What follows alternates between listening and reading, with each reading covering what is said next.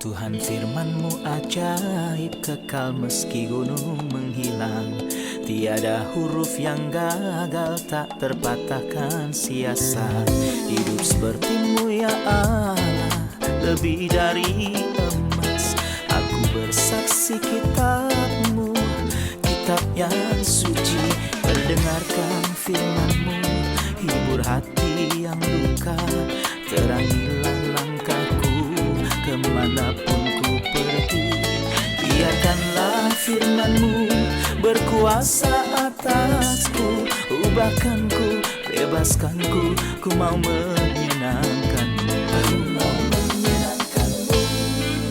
Salam jumpa para pemirsa yang kami kasihi, saya menyambut Anda sekalian dimanapun Anda berada dalam episode terbaru program studi harian kita, Semua Kitab Suci. Dalam program ini kita mempelajari semua kitab dalam Alkitab, dimulai dari kitab Kejadian hingga kitab Wahyu. Dalam pembelajaran kita terhadap Perjanjian Lama, kita telah sampai dalam kitab Yesaya, kitab nubuatan pertama yang ada dalam Perjanjian Lama, dan khususnya untuk pasal 4 dan 5 dan 7 ayat pertama. Saya ingatkan bahwa episode sebelumnya dan khususnya di pasal yang ketiga, kita berbicara tentang kerusakan yang pernah terjadi dalam masyarakat, baik laki-laki ataupun perempuan. Semua telah berpaling dari Tuhan dan para wanita mengejar perhiasan lahiriah yang dikaitkan dengan dewa-dewa pagan dan penyembahan berhala. Namun Tuhan berkata bahwa Dia akan merampas perhiasan-perhiasan itu. Dan di masa depan di bawah pemerintahan Kristus mereka akan dihiasi dengan perhiasan baru yang dikaitkan dengan karya Kristus di kayu salib. Itulah keindahan roh yang lemah lembut dan juga tentram, keindahan batin yang bisa dirasakan karena berdiamnya Roh Kudus di dalam hati manusia. Hari ini atas kehendak Tuhan, kita akan mulai mempelajari kata-kata berharga di pasal 4, yaitu tentang Kristus, rantingnya. Dan pasal 5 ayat 1-7 yang amat sangat bermakna, yaitu tentang nyanyian kebun anggur. Kebun anggur apakah itu dan kebun anggur siapakah ini dan apakah ini maksud dengan kebun anggur? Kita akan mempelajari hal-hal yang mungkin baru bagi Anda.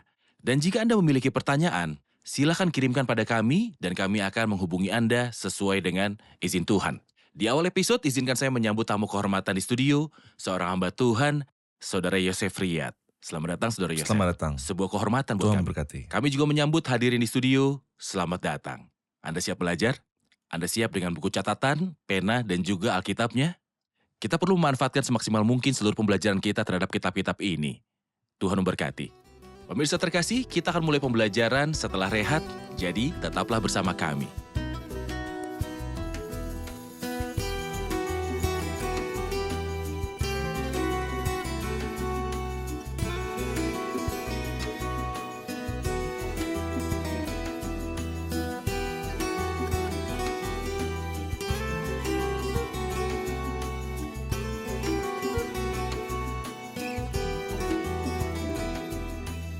Salam jumpa Saudara Yosef. Selamat datang. Saudara Yosef, kita telah mencapai pasal yang keempat. Kita butuh judul untuk pasal 4 dan pasal yang kelima. Jika saya ingin meringkas pasal 4, ini tentang pemurnian Sion dan kemuliaannya yang akan datang. Pasal 5 adalah nyanyian kebun anggur dan penjelasannya yang membahas tentang 6 malapetaka yang melambangkan buah anggur liar yang dihasilkan kebun anggur. Oke, dalam pasal 4 ketika Tuhan mulai berbicara dengan pemurnian Sion dan menghilangkan kenajisan dan kekotoran mereka, Dia berbicara tentang ranting Tuhan. Izinkan saya baca beberapa ayat dan kembali pada Anda dengan pertanyaan. Silakan. Pasal 4 ayat 2, pada waktu itu tunas yang ditumbuhkan Tuhan akan menjadi kepermaian dan kemuliaan. Dan hasil tanah menjadi kebanggaan dan kehormatan bagi orang-orang Israel yang terluput. Dan orang yang tertinggal di Sion dan yang tersisa di Yerusalem akan disebut kudus, yakni setiap orang di Yerusalem yang tercatat untuk beroleh hidup. Apabila Tuhan telah membersihkan kekotoran putri Sion dan menghapuskan segala noda darah Yerusalem dari tengah-tengahnya dengan roh yang mengadili dan yang membakar, maka Tuhan akan menjadikan di atas seluruh wilayah Gunung Sion dan di atas setiap pertemuan yang diadakan di situ segumpal awan pada waktu siang dan segumpal asap serta sinar api yang menyala-nyala pada waktu malam. Sebab di atas semuanya itu akan ada kemuliaan Tuhan sebagai tudung dan sebagai pondok tempat bernaung pada waktu siang terhadap panas terik dan sebagai perlindungan dan persembunyian terhadap angin ribut dan hujan. Tentang apakah ayat-ayat ini dan tentang siapa dan kapan terjadinya? Ini adalah tentang hari itu, seperti yang kita baca di ayat 2. Juga ayat 1 berbicara tentang hari itu. Maksud saya di ayat yang pertama, pada waktu itu 7 orang perempuan akan memegang seorang laki-laki. Di sini kita dapat mengenali malam hari Tuhan, kesengsaraan besar. Namun di sini ini berbicara tentang pagi hari pada hari Tuhan, pada hari yang merupakan hari pemerintahan Kristus. Tuhan diberi nama yang indah di sini, yang adalah ranting Tuhan. Ungkapan ini disebutkan dalam Alkitab 7 kali. Inilah penyebutan pertama. Pertama kali di Yesaya 4, lalu Yesaya pasal 11. Kemudian di Yesaya 53, total 3 kali dalam Yesaya, dan 2 kali dalam Yeremia. Yeremia 23 dan Yeremia 33. Dan 2 kali pada Zakaria, Zakaria 3 dan Zakaria 6. Alkitab menyebut Kristus sebagai ranting sebanyak 7 kali, menggambarkan dia mempunyai kehidupan dan efek melegakan bagi orang yang melihatnya. Selain itu, pohon ini bermanfaat tidak seperti pohon-pohon lainnya di hutan. Benar, benar. Adakah analogi antara metafora cabang dan bangsa yang rusak? Maksud saya, kalau bicara tentang bangsa pada pasal lalu, pasal 3 dengan laki-laki dan perempuan, semua orang tenggelam dalam kerusakan. Namun gagasan tentang cabang berbicara kehidupan. Benar. Mohon ceritakan tentang Kristus, sang ranting, dan kehidupannya sebagai manusia dibandingkan dengan bangsa ini.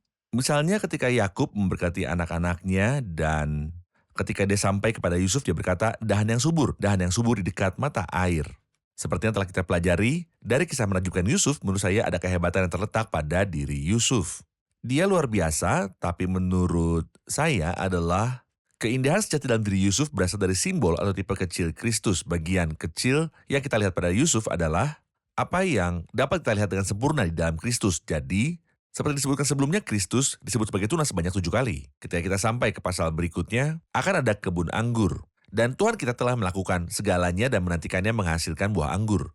Tetapi malah menghasilkan buah anggur liar. Jadi Kristuslah yang akan menghasilkan buah, sama seperti di dalam dia ada kehidupan. Seperti yang dia katakan Yohanes dalam Yohanes 1, di dalam dia ada hidup. Dialah yang memiliki kehidupan. Oke, ayat 3, dan orang yang tertinggal di Sion dan yang tersisa di Yerusalem akan disebut kudus, yakni setiap orang di Yerusalem yang tercatat untuk beroleh hidup. Ini berbicara tentang sisa umat di Yerusalem. Dan berbicara tentang kualitas mereka. Mereka akan disebut kudus. Mohon jelaskan lebih banyak apa yang akan terjadi pada sisa umat yang tinggal di Yerusalem. Jadi ini merupakan suatu kehormatan besar bagi siapapun yang akan tinggal di Yerusalem pada waktu itu. Karena Yerusalem akan disebut mempelai wanita duniawi. Jelas kita berbicara tentang zaman pemerintahan Kristus. Tepat. Tidak Yang sekarang. belum datang.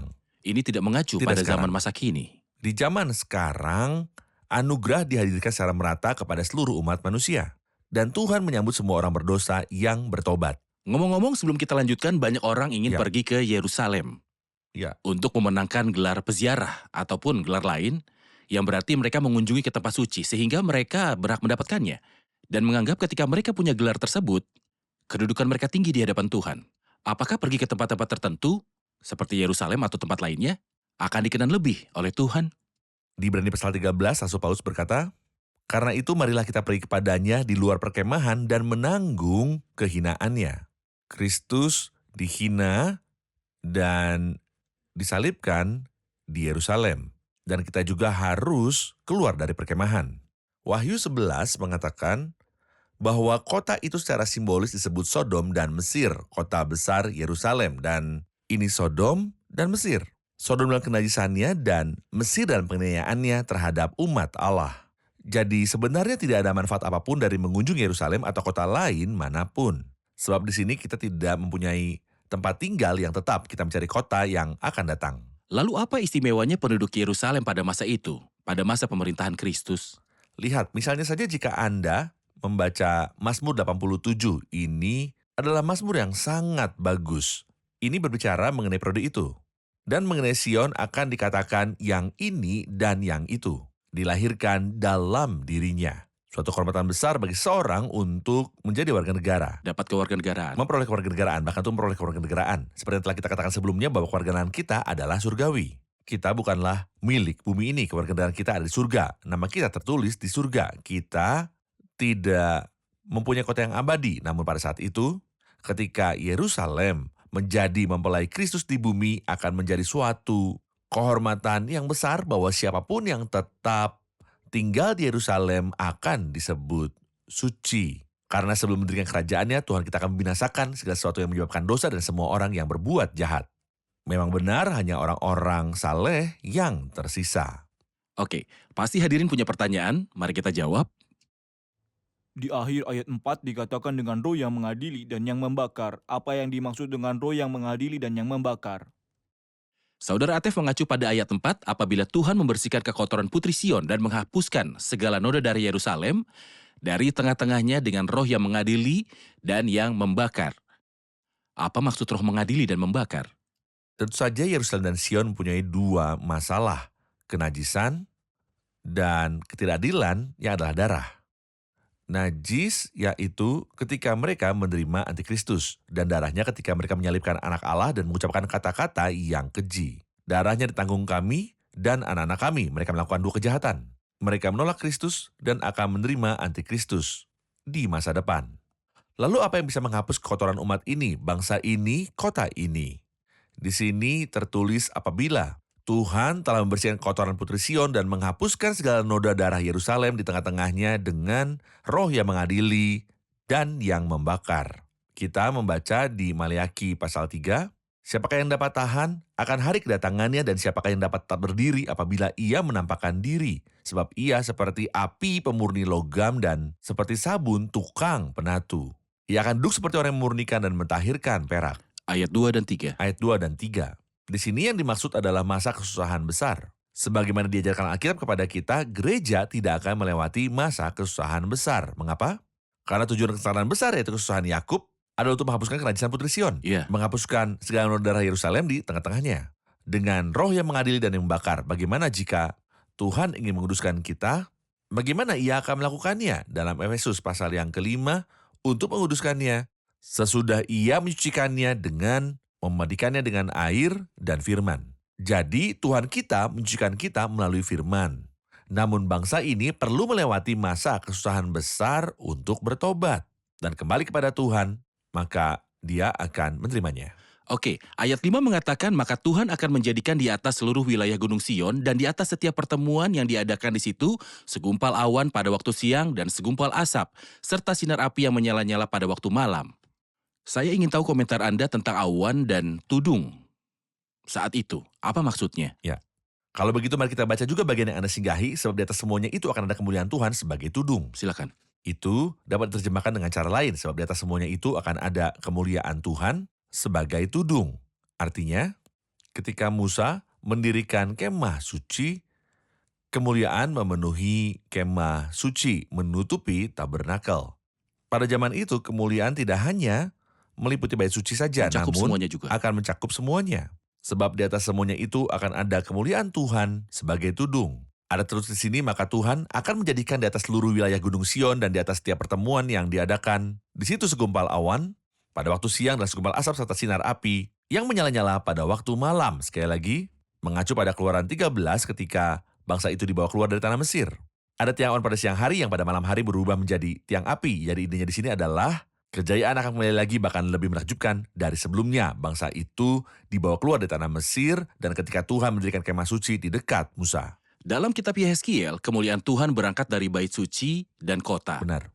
Namun ketika Kristus memerintah di bumi, kemuliaan akan datang kembali, yaitu Benar. awan kemuliaan Benar. yang akan menutupi seluruh bumi. Ya. Kita akan dengarkan laporan dan kembali untuk melanjutkan studi. Ungkapan cabang disebutkan 7 kali di dalam Alkitab. Semuanya jelas merujuk pada Tuhan Yesus Kristus. Ungkapan ini disebutkan 3 kali dalam nubuatan Nabi Yesaya.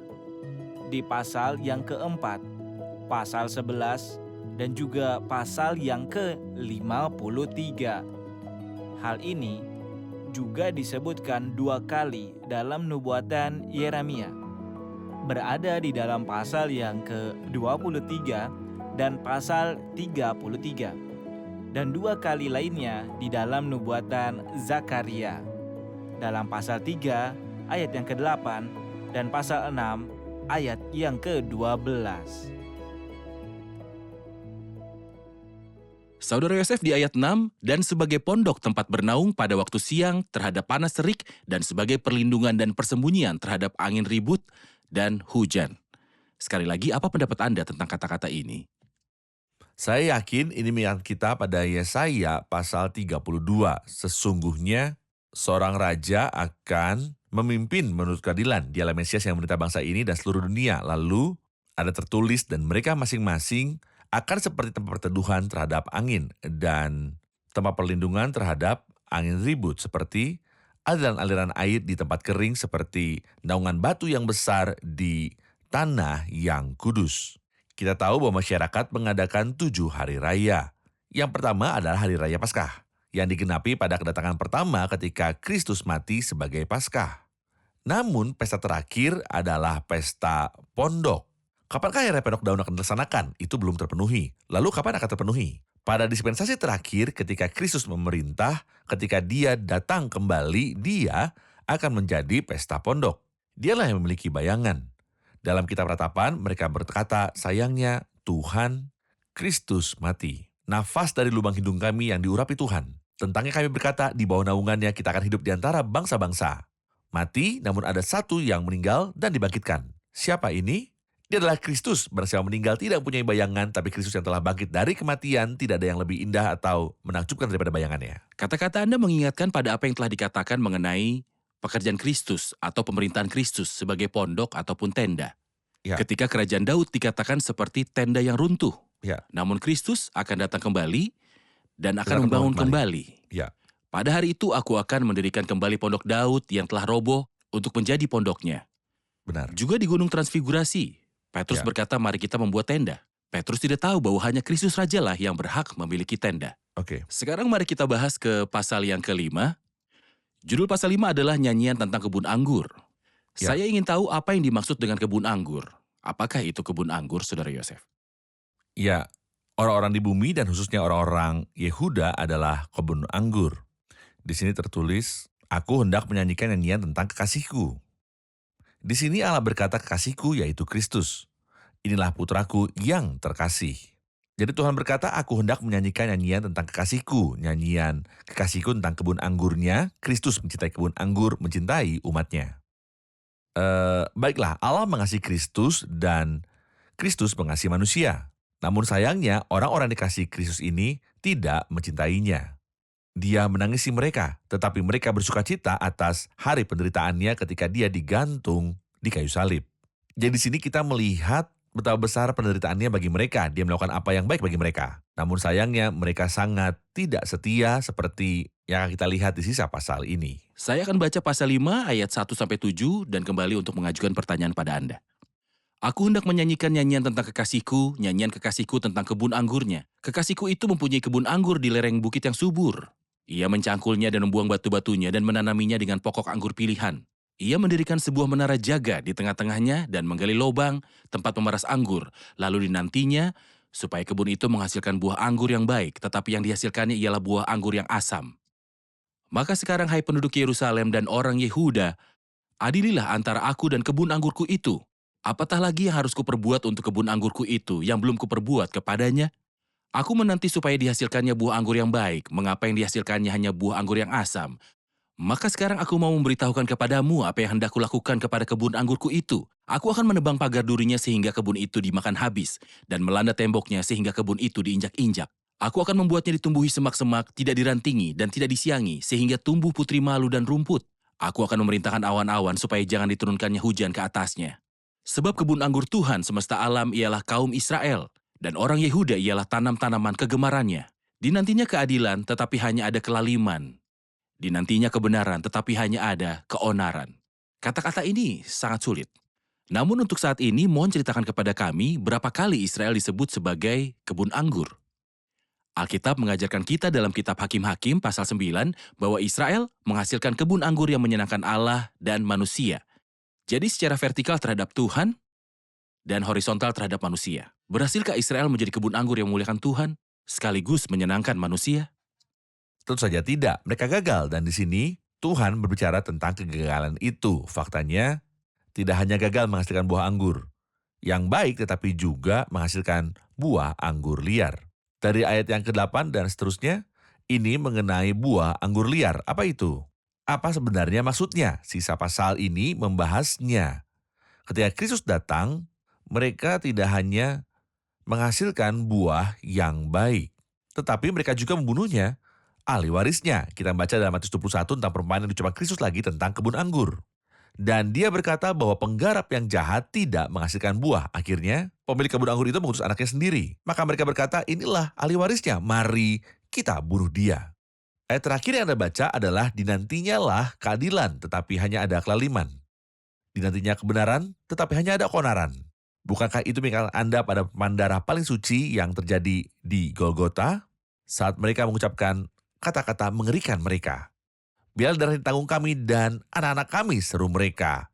Saat kita membaca di sini, dia keadilan, tetapi hanya ada kelaliman. Suara mereka begitu kuat sehingga Pilatus yang tidak bermaksud untuk menyalibkan Kristus ketika terjadi kerusuhan terhadap dia sebagai gubernur karena mereka ingin menyalibkan Kristus. Dia menerima keinginan mereka, dinantinya lah keadilan, dinantinya kebenaran, tetapi hanya ada keonaran. Oke, saya ingin membandingkan antara kebun anggur ini yang gagal untuk menyenangkan Tuhan dan juga manusia, dan Kristus yang mengatakan akulah pokok anggur yang benar tentang dirinya dalam Yohanes pasal 15. Bagaimana Kristus menyenangkan Allah dan manusia?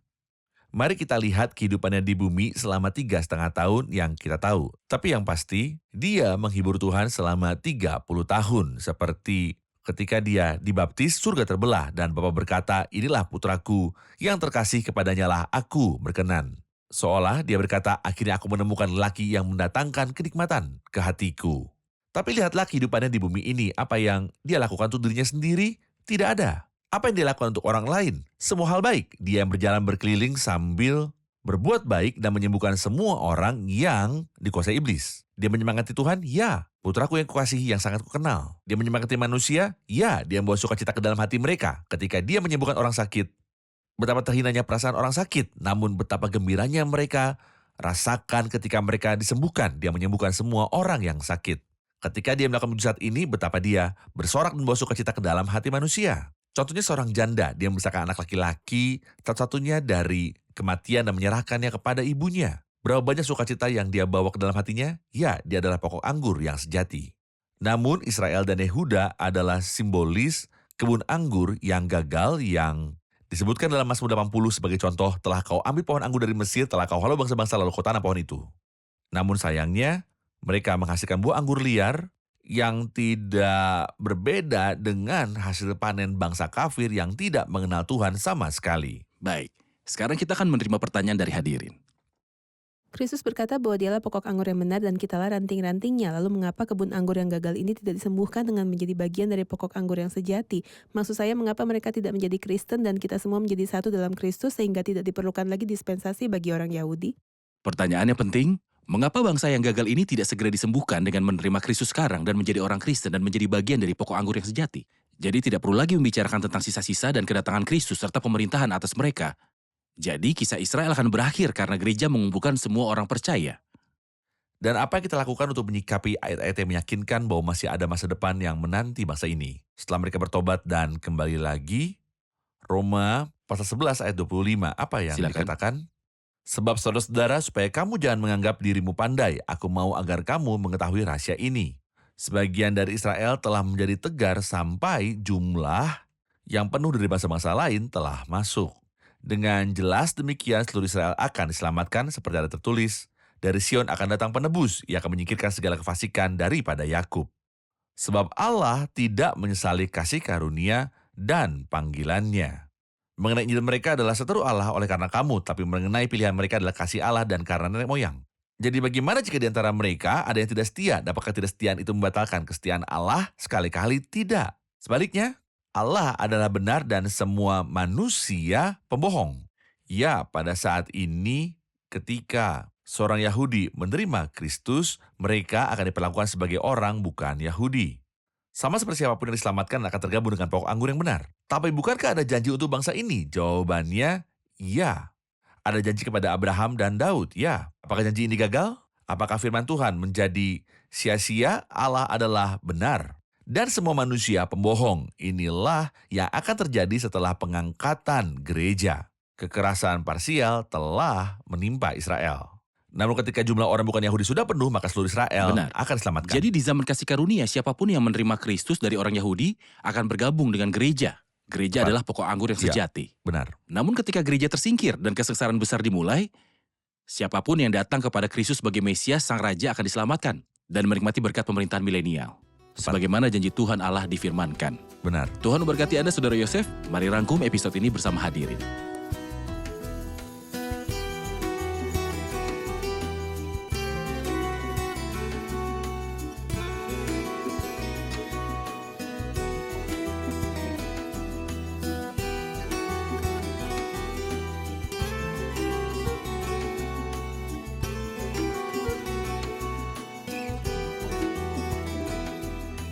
Saya ingin tahu mengapa roh mengadili dan roh membakar penting bagi bangsa ini agar Tuhan dapat membersihkan setiap kekotoran mereka. Karena Israel mempunyai dua masalah. Pertama adalah kenajisan dan kedua adalah darah. Najis karena mereka melakukan pelacuran terhadap Tuhan dan darah karena mereka ingin membunuh Tuhan Yesus. Ketika Dia datang kepada mereka sehingga mereka membutuhkan penyucian. Jadi ini masalah darah. Jadi mereka punya masalah darah ketika menyalibkan Kristus.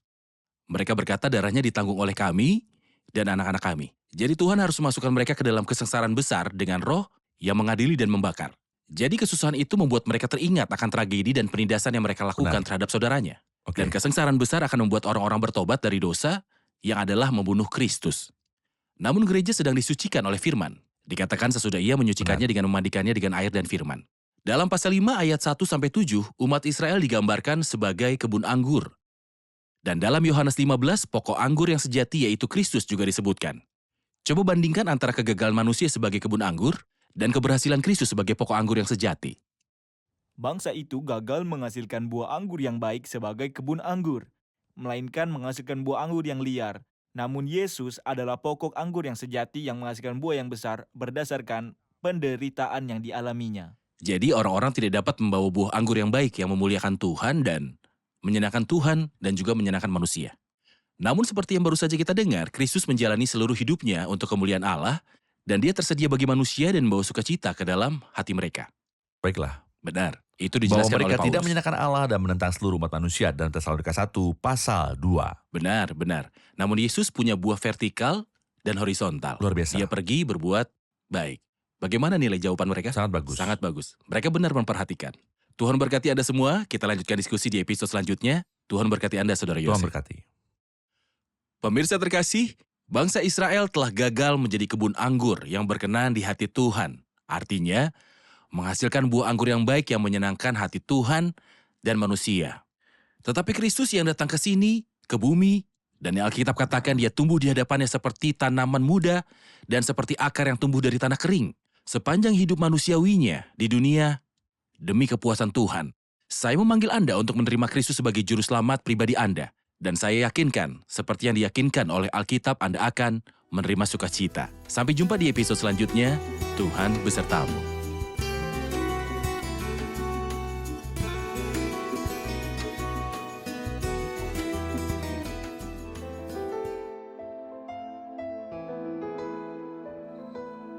Tuhan firman-Mu ajaib, kekal meski gunung menghilang.